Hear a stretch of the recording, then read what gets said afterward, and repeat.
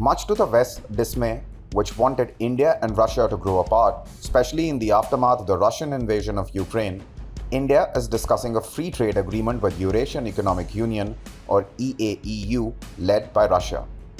Russia's Deputy Prime Minister Denis Manturov, who's also the Trade Minister, is currently on a visit to India. During his visit, Russian Deputy PM emphasized the importance of the relationship between the two countries by referring to India as a trusted foreign partner.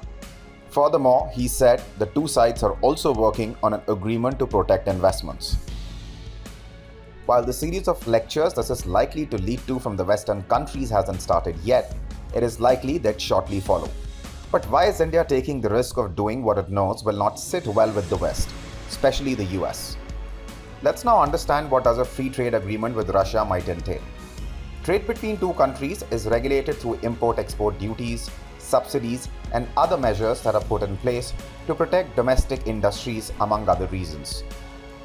A free trade agreement promotes free trade and investment between two or more countries that sign such a pact. It reduces barriers on import and export of a mutually agreed upon list of goods and services. Since the start of the Russia-Ukraine war, India's trade relationship with Russia has continued to expand despite West's efforts to drive India away from the Russians. Currently, Russia is India's fourth largest trading partner. Trade between the two countries is inching closer to the $50 billion goal set by the two countries. However, it is heavily imbalanced as it is largely driven by India's increased purchase of discounted Russian crude in the wake of the Western sanctions slapped on Moscow over the invasion of Ukraine. Russia has already emerged as one of the top energy suppliers for India. The FTA currently under consideration will be signed between India and EAEU led by Russia and help India bridge the gap between imports and exports. The Eurasian Economic Union consists of 5 member states including Russia, Belarus, Kazakhstan, Kyrgyzstan and Armenia. According to Chatham House, Eurasian Economic Union is an ambitious project for economic integration in the former Soviet region. Its formal objectives are to create a common market much like the European Union. And it is this market that the FTA currently under consideration will offer India access to. Indian industry body FICCI recently performed a perception survey on India-Eurasia relations, on various aspects of trade relations between India and the EAEU countries.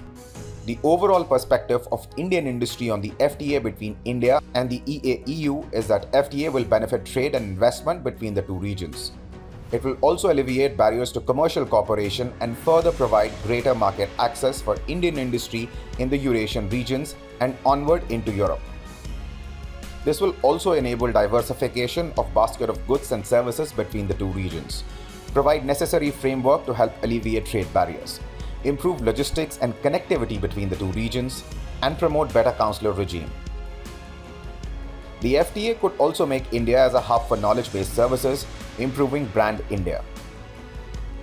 The FTA will help the two partners to collaborate in key areas such as oil and gas, gold and diamond, timber, pharmaceuticals, agriculture, aviation, railways, and logistics, and is likely to benefit both the countries. But West's reaction to such a free trade agreement between India and Russia is not clear at this stage, and that might cause India some worries going forward.